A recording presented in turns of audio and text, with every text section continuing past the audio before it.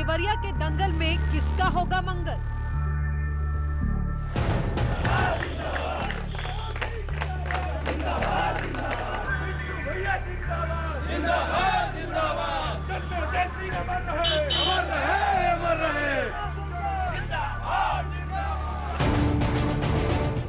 योगी का काम बोलेगा या अखिलेश की दौड़ेगी साइकिल, या फिर मायावती का हाथी सबको पछाड़ेगा?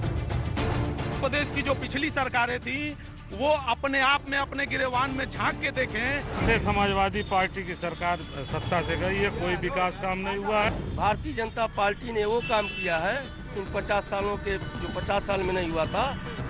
पलायन कर रहे थे रोडों पे, तो आदरणीय राहुल गांधी और प्रियंका गांधी ने खड़ा होकर उन मजदूरों को घर पहुंचाने का कर रहे थे। देवरिया सदर सीट पर कब्जे के लिए एमपी, बीएसपी और बीजेपी में खींचतान है। कांग्रेस की लड़ाई में खुद को बता रही बलवान। मंडल कमंडल भूमंडल, सपा, बसपा और भाजपा एक अमेरिका की देन देश को आज बांट रहे हैं। 30 साल से उत्तर प्रदेश इनके चक्कर में फंसा हुआ है। ब्राह्मणों के प्रभुत्व वाली सीट पर 3 प्रत्याशी ब्राह्मण हैं। बीजेपी इस बात से खुश है कि उसका प्रत्याशी लोकल है। समाजवाद इसमें मस्त है कि सभी उनके ही चेले हैं। आज सब लोग हामी से सीख करके विभिन्न दलों में अपनी राजनीति की रोटी सेक रहे हैं। इन लोगों का कोई अनुभव नहीं है राजनीति। चुनाव अलबेला है, कौन किसका चेला है? जन्मजय का लल्ला जिसका चुनाव निशान बल्ला है, वो भी उपचुनाव में बोल रहा हल्ला है। मुश्किल नहीं, जनता मेरे साथ है। मुश्किल नाम का चीज ही नहीं है। वो मेरे पिताजी, मेरे बाबूजी की जमानत थे। मुश्किल जब बीजेपी को कोई नहीं पूछता था तो हम लोग थे। आज तो मेरे पास 95% है लोग। ऑटो वाली रिपोर्टर से सुनो चुनावी बखान। देवरिया के दंगल का कौन होगा सुल्तान?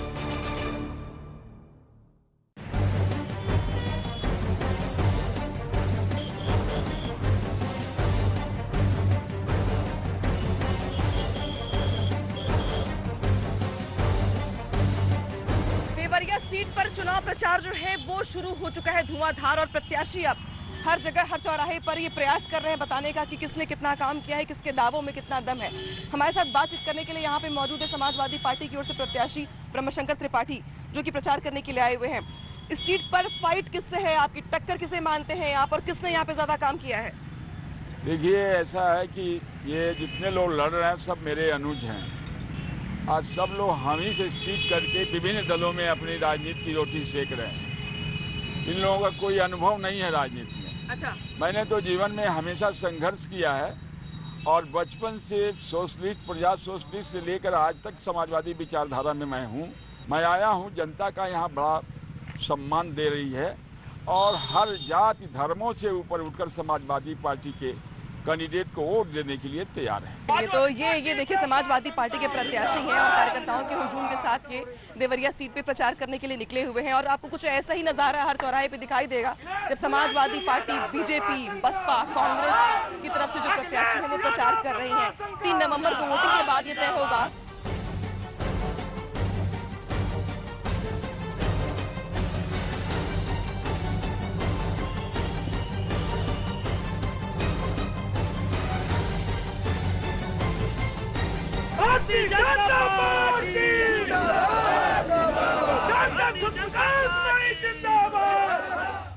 देवरिया सीट पर जो चुनाव प्रचार है वो चल रहा है और समाजवादी पार्टी के जो कैंडिडेट हैं उनसे मिलने के बाद अब हम पहुंच चुके हैं। बीजेपी के जो प्रत्याशी हैं वो हमारे साथ यहाँ पर आ चुके हैं। प्रकाश मणि, अब प्रचार जोरों पर चल रहा है।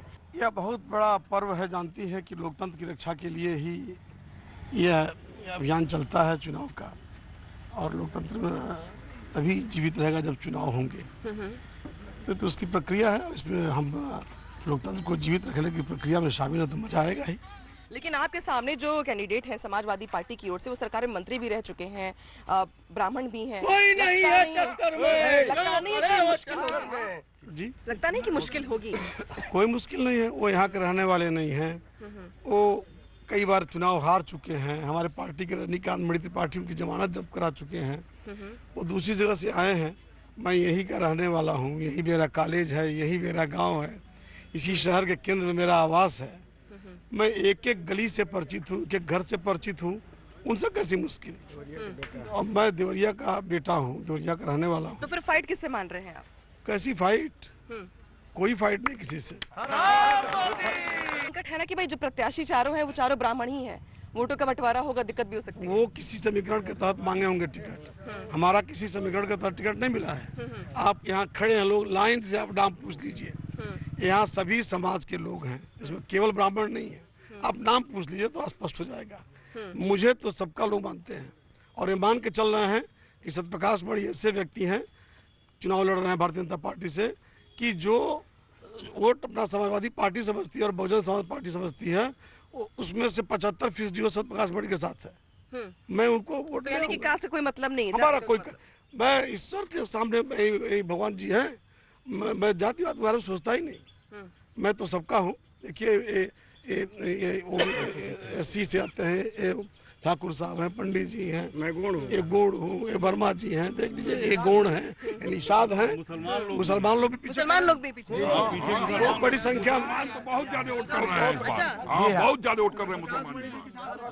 सर्व समाज के लोग, सर्व समाज। अभी आप पूछेंगे कि यादव कितने लोग हैं, आप बता नहीं दीजिए यादव कितने लोग हैं? अभी हाथ बात भाई यादव। प्रचार का जोर है, देख रहे होंगे आपकी जो बीजेपी के प्रत्याशी सत्यप्रकाश मणि त्रिपाठी चुनाव प्रचार कर रहे हैं और ये कह रहे हैं कि मैं जाति से ऊपर हूं और शायद यही वजह है कि बता रहे हैं ये कि हर वर्ग के लोगों का साथ इनको मिल रहा है। हालांकि ये साथ वोटों में तब्दील कितना हो पाएगा ये तो आने वाला वक्त बताएगा। फिलहाल चुनाव प्रचार देवरिया की सीट पर देख रहे हैं आपके हर चौराहे पे आपको कुछ ऐसा ही मजमा कार्यकर्ताओं का ऐसा ही हुजूम और उपचुनाव की जो गूंज है वो दिखाई देगी, सुनाई देगी। और प्रत्याशी उनके अपने अलग अलग दावे हैं, वादे हैं और ये देखना होगा कि किसके दावों में कितना दम है और प्रत्याशी कितना लुभा पाते हैं वोटरों को अपने पक्ष में। फिलहाल यहाँ से निकलना होगा, बहुत जाम लग गया आगे।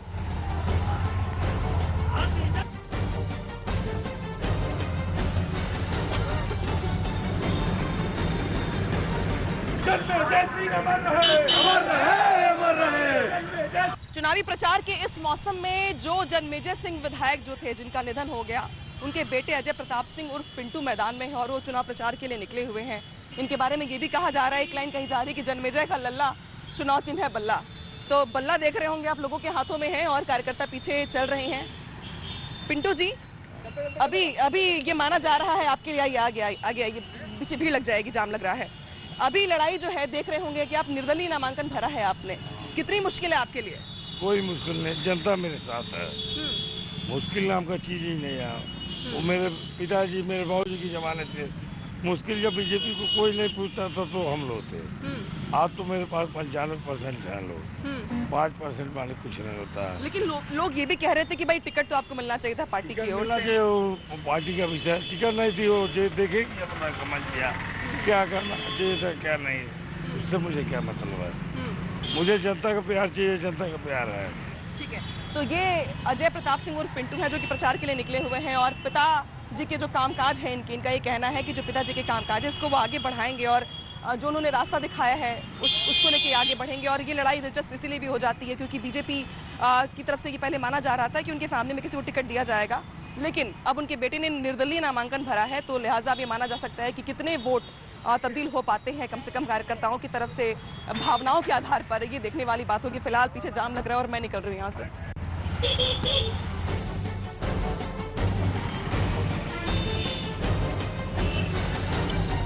इस वक्त हम पहुंच चुके हैं देवरिया का दिल कहे जाने वाले सुभाष चौक पर। इस चौक ने भी न जाने कितने रैलियां, कितने जुलूस, कितने सरकारों को बनते और जाते देखा है, लेकिन अब इस चौक पर हम लोगों की राय जानेंगे कि इस उपचुनाव में क्या लोगों का मानना है कम से कम देवरिया सीट पे विकास को लेकर और वोटरों का मूड क्या कहता है। शुरुआत मैं आपसे करूंगी। देवरिया सदर सीट पे उपचुनाव की जो लड़ाई ये देख रहे होंगे बेहद दिलचस्प हो चुकी है। विकास को लेकर कहाँ देखते हैं आप देवरिया सीट पे?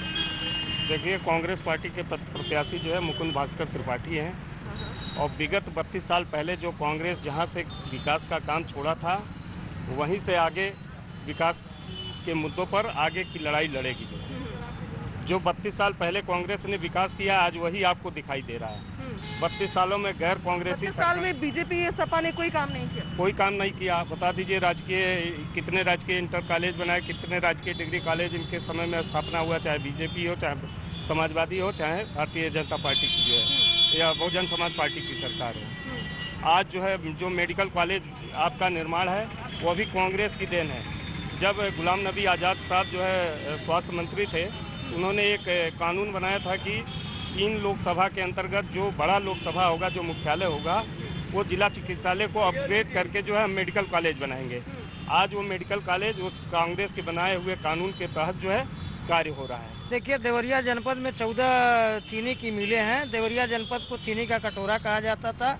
जब से उत्तर प्रदेश में सपा और बसपा और आज वर्तमान में भाजपा की सरकार है और सारी की सारी ये मिलें बंद पड़ी हुई हैं। उत्तर प्रदेश सहित देवरिया के लोग बेरोजगार हैं और यह भारतीय जनता पार्टी की सरकार केवल जाति और मजहब और धर्म की राजनीति करके केवल जनता को गुमराह करने का काम कर रही है। मैं इनको बताना चाहता हूँ कि ये 50 साल का जो ये बात बता रहे हैं कि गुलाम नबी आज़ाद ने किया था, इनके नेता जो है कांग्रेस के, भारतीय जनता पार्टी ने वो काम किया है इन 50 सालों के, जो 50 साल में नहीं हुआ था, वो हमारे नरेंद्र मोदी जी ने 50 साल पीछे चले गए। ये 32 साल की बात बता रहे हैं कि 32 साल में कोई काम ही नहीं हुआ यहाँ पर काम सड़क का काम हुआ है, मेडिकल कॉलेज का निर्माण हुआ है, स्वास्थ्य और शिक्षा में काम हुआ है। कॉलेज तो इधर ही आया है, मोदी जी की देन से तो आया मेडिकल कॉलेज। मोदी जी और योगी ने जो काम किया है देवरिया के लिए, सपा बसपा 55 दिन का कि मेडिकल कॉलेज इनकी देन है। देखिए, केवल जुमलेबाजी है। मैं आपसे स्पष्ट बताना चाहता हूँ कि जो मेडिकल कॉलेज वो पहले के पास हुए हैं वो इस समय बन रहे हैं। मैडम, हम लोग विकास के मुद्दे पे राजनीति कर रहे हैं, राष्ट्रवाद की राजनीति कर रहे हैं, विकास की राजनीति कर रहे हैं। और ये लोग अपनी उत्तर प्रदेश की जो पिछली सरकारें थी वो अपने आप में अपने गिरेवान में झांक के देखें कि इन लोग 15 साल में क्या किए हैं और 32 साल में क्या किए हैं। से समाजवादी पार्टी की सरकार सत्ता से गई है, कोई विकास काम नहीं हुआ है। ये जो मेडिकल कॉलेज बता रहे हैं, ये जो मेडिकल कॉलेज है समाजवादी पार्टी की देन है, उन्होंने पास किया था। ये लोग सिर्फ फीता काम कर रहे हैं, जाति मजहब के नाम पर बीजेपी लड़ा रही है। इनका अस्तित्व खत्म हो गया है, हताश हैं, बेतहाशा, ये डिस्टर्ब हो गए हैं, इनका अस्तित्व ही खतरे में है। और विकास के मुद्दे पर हम लोग चुनाव लड़ रहे हैं। लेकिन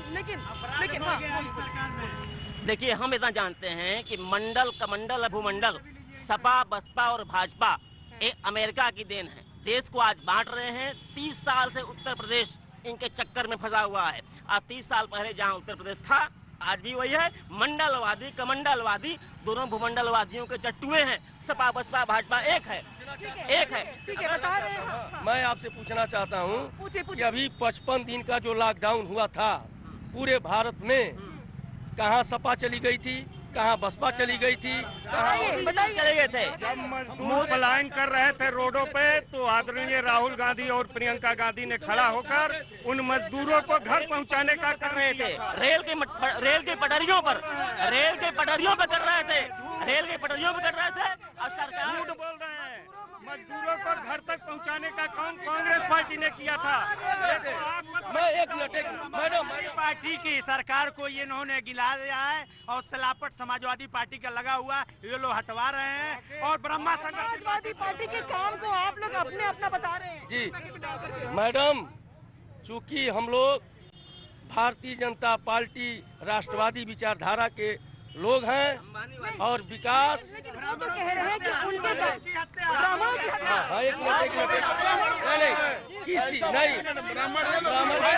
हम ब्राह्मण हैं, ब्राह्मणों हत्या नहीं हुई। जो अपराधी है उसको मारा गया है और जो भी गुंडा और अपराधी होगा उसको जेल में डाला जाएगा, नहीं तो ऊपर पहुंचाया जाएगा। ब्राह्मणों की सरकार में हत्या हो रही है, बनियों पे अत्याचार हो रहा है, मुस्लिम यादों पे अत्याचार हो रहा है। ये भाजपा सरकार सब लोगों को त्रस्त कर दिया है।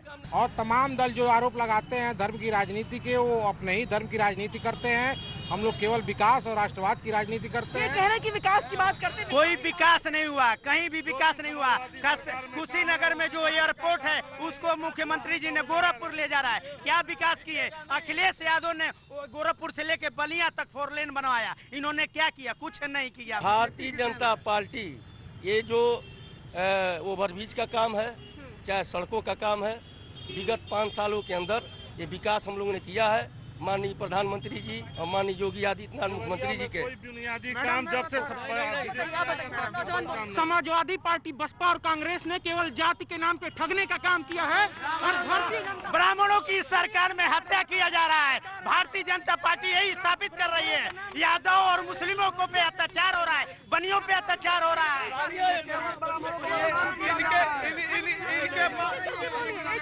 मैडम इनके पास कोई मुद्दा नहीं है, कोई आधार नहीं है ब्राह्मणों की याद में। समाजवादी के पास तो स्थानीय कोई प्रत्याशी ही नहीं है, करके प्रत्याशी लाए हैं बाहर। आपके पास तो प्रत्याशी भी नहीं था, ढूंढ के लाए पैराशूट से। मैंने मेरे पास देवरिया के वो हैं, सारे लोग इनके कर्म उनके गुरु हैं। सारे प्रत्याशी जो हैं उनके चेला हैं, शिष्य हैं, 72 साल के हैं और ये प्रत्याशी जीत के जा रहे हैं विधानसभा। मैं बता रहा हूँ, भारतीय जनता पार्टी के जो हमारे प्रत्याशी हैं डॉक्टर सत्यप्रकाश मणि जी बहुत ही सहज और सरल हैं, कार्यकर्ता हित में काम कर रहे हैं। सत्यप्रकाश मणि त्रिपाठी जी कभी जेल नहीं गए, भाजपा का काम नहीं किए, भाजपा की मीटिंग में वो नहीं है। और समाजवादी पार्टी आवाम से कोई संघर्षों का जो है वो नहीं है, बड़े घर के हैं जो है, आम समस्याओं को कभी वो जनता का उठाए नहीं। मुकुंद भास्कर जो है वो जमीनी आदमी है। सत्यप्रकाश मणि त्रिपाठी जी एक फ्री में पगार लेने वाले, कभी स्कूल नहीं जाने वाले। ऐसी बात नहीं है, हमारे जो सत्यप्रकाश मणि जी हैं पद पर रहते हुए इसके पहले भी सबका मदद हर जगह, हर मतलब कार्यकर्ता चाहे जो भी हो, चाहे संघ से हो चाहे जो सबके लिए खड़ा हुए हैं। और एक सवाल मुझे पूछना है, मैडम समाजवादी पार्टी वाले जात के नाम पे लड़ाने का काम करते हैं, क्या देवरिया में उनको ऐसा कार्यकर्ता नहीं मिला था कि कुशीनगर मैडम समाजवादी पार्टी के देवरिया विधानसभा से ब्रह्मा शंकर त्रिपाठी हुआ है, देवरिया के निवासी हैं। मैडम वो सपा के जो प्रत्याशी हैं, बाकी तीनों प्रत्याशियों को, ब्राह्मणों को कोई नहीं पहचानता है, कोई जानता नहीं है, ब्लॉक तक कोई नहीं जानता है तीनों प्रत्याशी। आपके प्रत्याशी को कोई नहीं जानता है यहाँ पे। मैं जानता हूँ, सुनिए, हमारे प्रत्याशी डॉक्टर सत्यप्रकाश मणि जी को हर बच्चा जानता है देवरिया विधानसभा का। 4 ब्राह्मण प्रत्याशी उतारे गए हैं, चारों ब्राह्मण प्रत्याशी में एक जो है रेपिस्ट है, ठीक है। कौन रेपिस्ट है? कांग्रेस का प्रत्याशी है, उसका खुद समर्थक, उसका खुद यही कार्यालय है जहाँ पे बवाल हुआ था, यही पीछे कार्यालय है, यही पीछे कार्यालय में जहाँ पे बवाल हुआ था। अब एक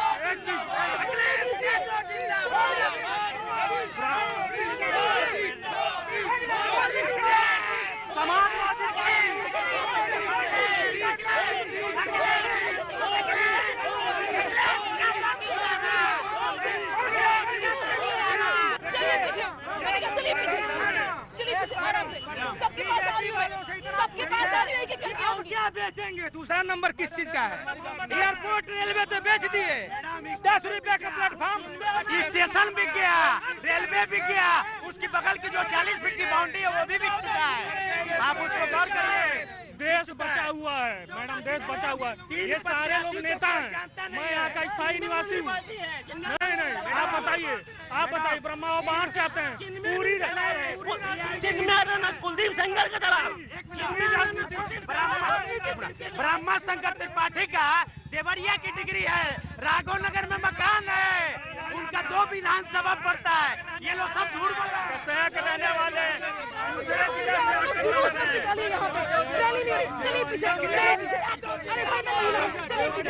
सत्यप्रकाश मणि जी है, ऐसे 70 सालों में देश पिछले 70 सालों से आजाद है, देश पिछले 70 सालों में आजाद है और इस देश में कहीं राष्ट्रवाद खतरे में नहीं है। लेकिन जब भी भारतीय जनता पार्टी की सरकार आती है तो राष्ट्रवाद खतरे में पड़ जाता है। राष्ट्रवाद एक सपा 3 बार, 2 बसपा, 3 बार भाजपा, इन्होंने प्रदेश की जनता को जाति के धर्म आधार पर, सांप्रदायिकता के आधार पर भाजपा ने बेचने का कार्य किया है। जब छात्रों पे लाठियां चार्ज हुई, यूनिवर्सिटियों को आतंकवादी कहा गया, तो जिस यूनिवर्सिटी में जिस डिग्री कॉलेज में पढ़ाते हैं वो भी कांग्रेस का दिया हुआ है, लेकिन इनको उसका विरोध करना चाहिए था, लेकिन विरोध नहीं किया।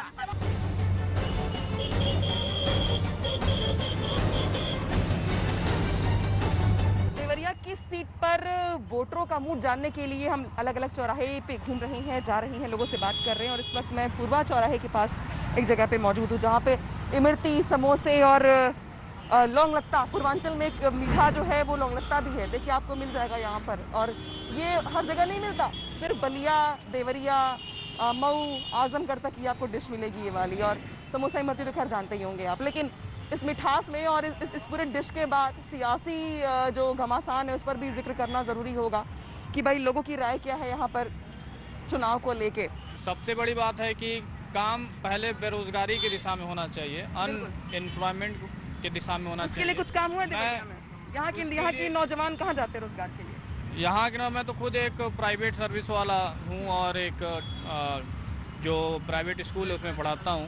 मुझे लगता है कि महिलाओं पे सबसे ज़्यादा काम होना चाहिए। जिस तरह महिलाएं असुरक्षित हैं, जिस तरह महिलाएं का दिन पर दिन हम सोच रहे हैं, ये सुन रहे हैं कि ये रेप हो रहा है, छोटी बच्चियों का रेप हो जा रहा है, हमको लगता है कि इस पर ज़्यादा काम होना चाहिए। जो भी बने विधायक, जो भी चुनाव हो, ठीक है, इस पर महिलाओं पर ज़्यादा फोकस होना चाहिए। खैर ये देखिए, ये छोटा सा बच्चा इमरती बना रहा है, इमरती बना रहा है। किस क्लास से पढ़ते हो? किस क्लास से? 8th में। स्कूल कौन सा है तुम्हारा? पूर्व माध्यमिक विद्यालय सावटोला। कौन सा? पूर्व माध्यमिक विद्यालय सावटोला। तो ये इमरती क्यों बना रहे हो? वो स्कूल बंद है तो काम करते हैं। स्कूल बंद है तो ऑनलाइन क्लास नहीं हो रही है? मोबाइल नहीं है। हाँ? मोबाइल पे पढ़ा रहे हो तो मोबाइल नहीं है। अच्छा, मोबाइल नहीं तुम्हारे पास तो ऑनलाइन नहीं पढ़ पा रहे। ये क्लास 8th का स्टूडेंट है, अच्छे खासे स्कूल में पढ़ता है। कोरोना काल में जब स्कूल बंद हो गया, ऑनलाइन क्लास शुरू हो गए, मोबाइल नहीं है इसके पास, इसलिए ये इमरती के ठेले पर इमरती बना रहा है ताकि गुजारा हो सके, काम चल सके ऑनलाइन क्लास छोड़ करके। कुछ ऐसी ही तस्वीर आपको कम से कम पूर्वांचल के कुछ जिलों में जब आप जाएंगे चुनाव को लेके या वैसे भी जब आप बात करने जाएंगे तो ये बात सबसे ज़्यादा तकलीफ देगी आपको कि यहाँ के नौजवानों को अगर काम चाहिए, नौकरी चाहिए तो उन्हें दिल्ली, मुंबई, गाजियाबाद का रुख करना पड़ेगा। और अगर नहीं करना है या अगर नहीं जा पा रहे हैं आप तो फिर यहीं पर ऐसे भटकेंगे आप और छोटे बच्चे आपको इमरती बनाते दिखाई देंगे। नौजवान पढ़े लिखे आपको ट्यूशन पढ़ा करके, छोले भटूरे बेच करके अपना गुजारा करते हुए दिखाई देंगे। खैर, उपचुनाव के लिए हम देवरिया सीट में घूम रहे थे और हमने बहुत अलग अलग मुद्दों पर लोगों की राय जानने की कोशिश की है, बातचीत की है। यहाँ पे अपनी बातचीत को मैं खत्म करूंगी इसी के साथ कि विकास जिस पर कोई बात करने को तैयार नहीं होता है जल्दी, लेकिन जब हमने बात करने की कोशिश की है यहाँ पर लोगों से तो आंकड़े गिनवाए जा रहे थे कि मेडिकल कॉलेज हमने बनाया है, स्कूल हमने बनाया है या सड़कें हमने बनवाई हैं।